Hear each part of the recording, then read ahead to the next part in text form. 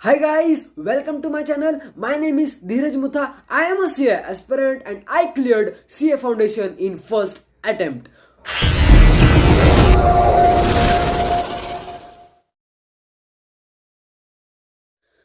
Topic को आगे बढ़ने से पहले आप सभी को पता होना चाहिए कि सीए फाउंडेशन को कितने सब्जेक्ट्स होते हैं।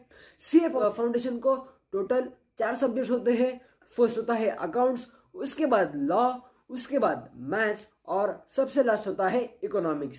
अकाउंट्स आपका जो सब्जेक्ट रहता है वो पूरा 11th और 12th के बेसिस पे रहता है, और उसके बाद आपका जो सब्जेक्ट रहता है लॉ, वो आपके लिए एक नया सब्जेक्ट है, और वो सब्जेक्ट में आपके 2 पार्ट्स किए जाते हैं। एक होता है बिजनेस लॉज और दूसरा होता है business corresponding and reporting. Business corresponding reporting ये टॉपिक आपका रिलेट करता है पूरा का पूरा इंग्लिश सब्जेक्ट के लिए। और उसके बाद आता है आपका थर्ड सब्जेक्ट, वो होता है मैथ्स। मैथ्स में भी आपको 3 पार्ट्स दिए हुए हैं। पहला आता है मैथमेटिक्स, उसके बाद आता है स्टैटिस्टिक, और उसके बाद होता है एक लॉजिकल रीजनिंग, और उसके बाद आपका फोर्थ सब्जेक्ट आता है। फोर्थ सब्जेक्ट होता है इकोनॉमिक्स, और इकोनॉमिक्स के में भी आपके 2 पार्ट्स होता है। एक वाला बिजनेस इकोनॉमिक्स एंड सेकेंड वाला बिजनेस कमर्शियल नॉलेज। उसके बाद देखते हैं कितना टाइम लगता है सर सीए फाउंडेशन कवर करने के लिए, सीए फाउंडेशन का सिलेबस कवर करने के लिए। गाइस, सीए फाउंडेशन का सिलेबस कवर करने के लिए आपके पास 6 मंथ्स होते हैं, और उस 6 मंथ में आपका सफिशिएंट तरफ से और पूरा का पूरा सिलेबस कंप्लीट हो जाता है। आपको पता होना चाहिए कि सीए फाउंडेशन को क्लियर करने के लिए क्या क्राइटेरिया रहता है। सबसे पहले सीए फाउंडेशन को क्लियर करने के लिए आपका पूरा का पूरा जो पेपर रहता है वो पूरा का पूरा 400 मार्क्स का पेपर रहता है। 400 में से आपको सिर्फ 200 मार्क्स लाने पड़ते हैं, और 200 मार्क्स लेके सभी सब्जेक्ट्स में आपका मार्क्स टोटल 40 मार्क्स के अबाव आपको सभी सब्जेक्ट्स में मार्क्स होने जरूरी रहते हैं। अब इंफॉर्मेशन देने के बजाय मैं आपको इस वीडियो का मेन मकसद की तरफ लेके आता हूं। तो सर क्या टिप्स है, सीए फाउंडेशन एग्जाम क्लियर करने के लिए इन फर्स्ट अटेम्प्ट?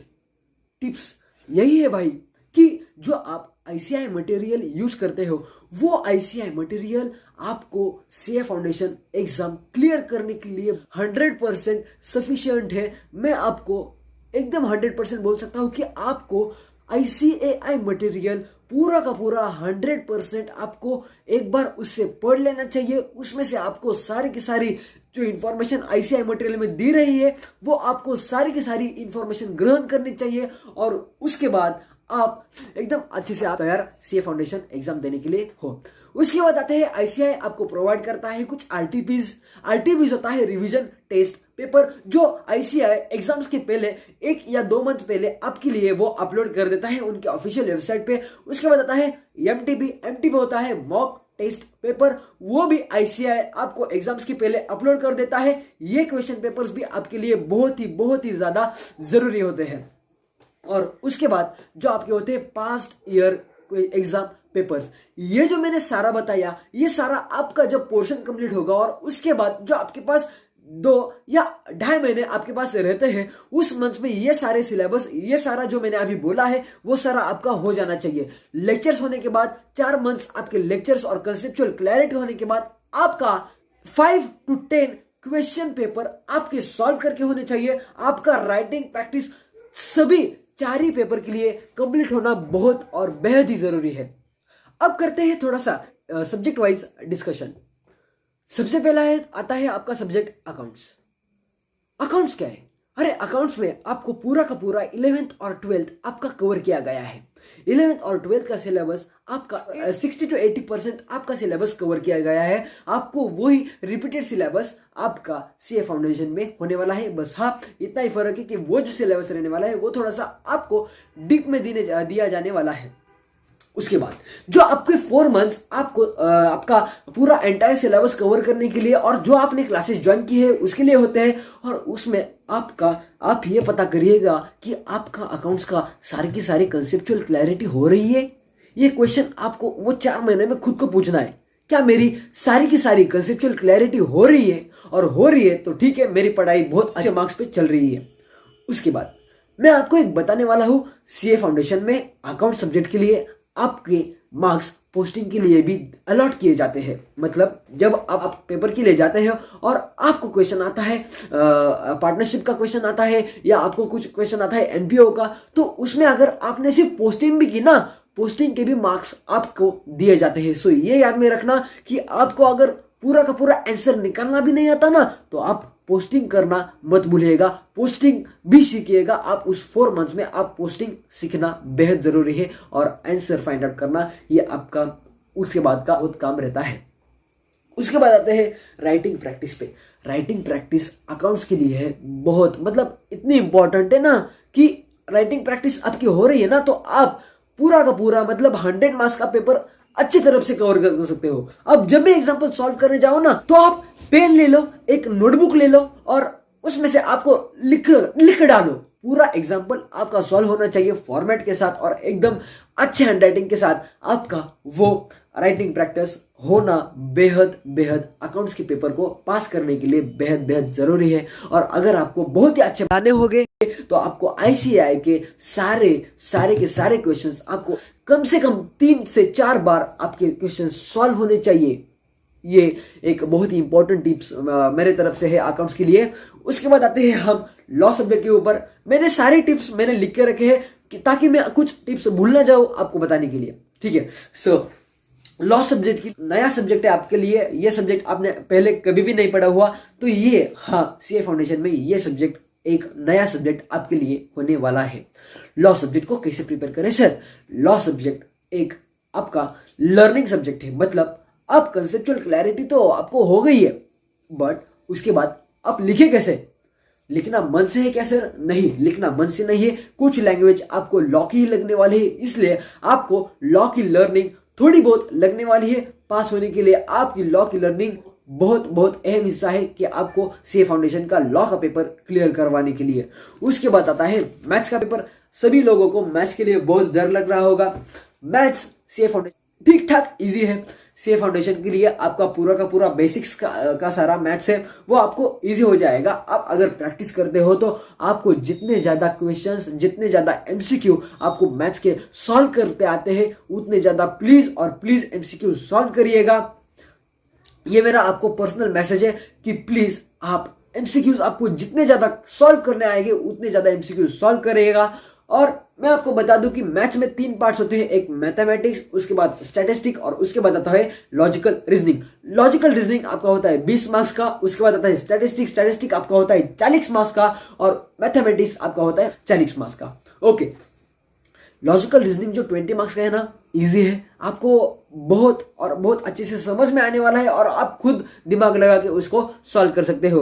उसके बाद आता है स्टैटिस्टिक में आपको थोड़े बहुत फॉर्मूले होंगे, वो फॉर्मूला आपको रटने पड़ेंगे और उसके बाद आपको स्टैटिस्टिक भी बहुत इजी जाने वाला है। और मैथमेटिक्स के लिए आपको बहुत सारे कंसेप्ट्स होंगे, वो कंसेप्ट्स आपने अगर फॉलो किए और उसमें एक टॉपिक रहता है टाइम वैल्यू ऑफ मनी, वो भी आपने कवर कर लिया तो आपको मोटा मोटी मैथमेटिक्स में भी कोई दिक्कत नहीं आने वाली है। इसी वजह से मैथमेटिक्स में भी आप आसानी से पास हो सकते हो। अपना लास्ट एक सब्जेक्ट बचा है, वो मींस इकोनॉमिक्स। आप सभी ने सुना होगा या आप सभी ने देखा होगा कि इकोनॉमिक्स सीए फाउंडेशन के बच्चों को बहुत इजी जाते हैं। कुछ बच्चे ऐसे भी होते हैं कि जो सीए फाउंडेशन में इकोनॉमिक्स की इतनी भी ज्यादा पढ़ाई नहीं करते हैं। इकोनॉमिक्स एक आपका स्कोरिंग सब्जेक्ट रहेगा। इकोनॉमिक्स आपको 200 के ऊपर ले जा सकता है। इकोनॉमिक्स में आपको बहुत ज्यादा मार्क्स मिल सकते हैं, आपको वो स्कोरिंग सब्जेक्ट हो सकता है। सो इकोनॉमिक्स को आपको क्या करना पड़ेगा, आपको पूरा का पूरा रीडिंग बहुत इंपॉर्टेंट है और आपको एमसीक्यू क्वेश्चंस बहुत सॉल्व करना जरूरी है। आप इकोनॉमिक्स के बुक के हर एक चैप्टर के बाद आपको मॉड्यूल में एमसीक्यूज दिए हुए हैं, तो वो आपको एमसीक्यूज सॉल्व करने बहुत जरूरी है। अगर आपने वो भी कर लिया ना, तो आपका इकोनॉमिक्स भी सब्जेक्ट बहुत अच्छे तरीके से क्लियर होने वाला है। ये जो सारी बातें थी, मैंने सब्जेक्ट वाइज डिस्कशन किया। ये सारा सब्जेक्ट वाइज डिस्कशन आपको मेरा एक पर्सनल एक्सपीरियंस मैंने दिया हुआ है। अब मैं कुछ ऐसे टिप्स और ऐसी बातें हैं जो मैं आपको बताने जाने वाला हूं और ये बहुत दिल से बताने वाला हूं कि आपको ये बातें बहुत आपको कंट्रोल करनी पड़ेगी। सबसे पहली बात, आप जब सीए कोर्स पढ़ते हो, आप जब सीए फाउंडेशन के लिए प्रिपरेशन करते हो या कोई भी सीए फाउंडेशन की लेवल आप करते हो, तो ये बात याद में रखना कि आपको आपके ऊपर कंट्रोल होना जरूरी है। उसके लिए मैं वर्ड यूज करूंगा सेल्फ डिसिप्लिन। आपको सीए का एग्जाम, कौन सा भी एग्जाम देने के लिए सेल्फ डिसिप्लिन बेहद बेहद जरूरी है। अगर आप में सेल्फ डिसिप्लिन होगा तो आप खुद से पढ़ाई कर सकते हो। आपका सोशल मीडिया यूज करना आपके ऊपर डिपेंड रहेगा कि हाँ भाई एक रेस्ट टाइम के लिए मैं यूज करने वाला हूं। आप ऐसा नहीं कर सकते कि भाई मेरा थोड़ा सा पढ़ाई हो गया, अब 5 मिनट में सोशल मीडिया देखता हूं और 5 मिनट करते करते आपका पूरा आधा का आधा घंटा कट हो चुका है। ऐसा नहीं होना चाहिए। आपको आपके खुद के ऊपर सेल्फ डिसिप्लिन होना बहुत और बहुत जरूरी है और आपको आपके ऊपर कॉन्फिडेंस होना भी बहुत जरूरी है। सीए फाउंडेशन एक बेहद अच्छा सफर है। आप बहुत एंजॉय करोगे, ये मेरे को पूरा और पूरा विश्वास है। आप उसको एकदम आसानी से क्रैक करने वाला हो, ये मेरे को पूरा का पूरा बिलीव है। उसके बाद मेरे पास और एक टॉपिक बचता है। कुछ स्टूडेंट्स ने किसी क्लासेस के पेन ड्राइव लेक्चर्स लिए होंगे, किसी क्लासेस के लाइव लेक्चर्स परचेस किए होंगे और कुछ लोग फेस टू फेस जा रहे होंगे। फेस टू फेस जो जा रहे हैं उनका कोई ऐसा कुछ प्रॉब्लम नहीं आने वाला, बट जो लोग पेन ड्राइव लिए हुए हैं और गूगल ड्राइव, उन क्लासेस के पास एक फैसिलिटी अवेलेबल है। और उसके बाद आता है लाइव क्लासेस। ये जो 2 प्लेटफॉर्म है, पीडी जीडी और एक लाइव क्लासेस, उसमें मैंने आपको पहले भी बताया कि सेल्फ डिसिप्लिन होना जरूरी है। अगर आप में ऊपर सेल्फ डिसिप्लिन है तो आप पेन ड्राइव, गूगल ड्राइव और लाइव लेक्चर्स आप बहुत ही आसानी से कर सकते हो। मैं आपको बात बताने वाला हूं कि जब आप पेन ड्राइव लेक्चर्स देख रहे हो तो पेन ड्राइव लेक्चर्स के लिए आपको जो स्पीड दिया हुआ है उसी स्पीड से आप प्लीज लेक्चर्स देखने का प्रयास करिएगा। आपका टाइम कम होगा, इसके वजह से आप स्पीड मत बढ़ाइएगा। कुछ ऐसा रीजन आपके पास है कि उसके लिए आपको स्पीड बढ़ाना बहुत जरूरी है तो आप प्लीज बढ़ाइएगा। बट अगर आपके पास टाइम है, आपने उतना ही टाइम उस सब्जेक्ट के लिए अलॉट किया है और उतने ही टाइम में अगर आपका वो सब्जेक्ट होने वाला है, आपका वो लेक्चर होने वाला है, तो प्लीज उतना ही टाइम उसको दीजिएगा। आपको रेस्ट लेने के लिए आप उसका स्पीड मत बढ़ाइएगा। ये मेरे लिए पर्सनल रिक्वेस्ट है, बिकॉज मैंने जो एक्सपीरियंस किया है, मैंने भी गलती करी थी कि मैंने एक स्पीड से लेक्चर्स देख रहा था। 1.25 और 1.5 की तरफ मैं जा रहा था, हर लेक्चर में देख रहा था। बट मेरे को पता है, जब मैं 2 मंथ्स के लिए मैं जब प्रिपरेशन कर रहा था तो मेरे को दिक्कत आई। ये जो मेरा सजेशन है, मेरा पर्सनल सजेशन है।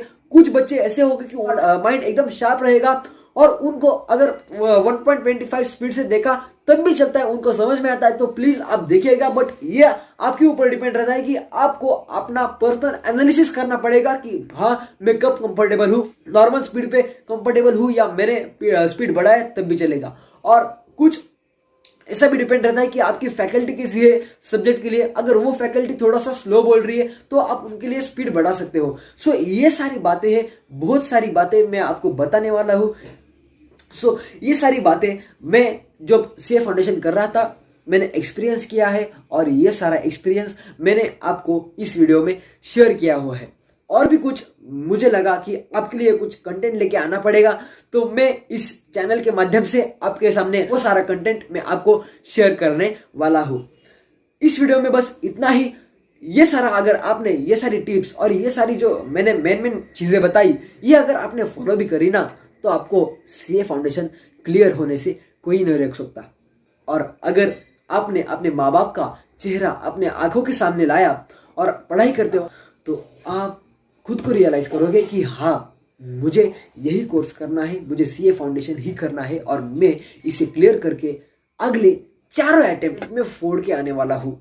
ये खुद पे कॉन्फिडेंस होना चाहिए, ये बातें आपने आपके दिमाग में रखनी चाहिए। आज के लिए बस इतना ही। आई होप आपको ये वीडियो बहुत मजेदार लगी हो, आपको ये बहुत वीडियो इंफॉर्मेटिव लग रही हो, तो प्लीज इस चैनल को सब्सक्राइब करना, एक लाइक प्लीज ठोक देना। और अगर आपको कोई क्वेरीज तो प्लीज आप कमेंट्स में बता देना। मैं विद इन 24 आवर आपकी क्वेरीज सॉल्व करने का बहुत मेरी तरफ से प्रयास करूंगा। और अगर आपको मेरी तरफ से और कोई चीजें चाहिए होगी तो प्लीज आप मुझे कमेंट्स में बताइएगा। Thank you for watching my video. Please like, share and subscribe to my channel and share my video and like my video. Thank you guys, thank you so much.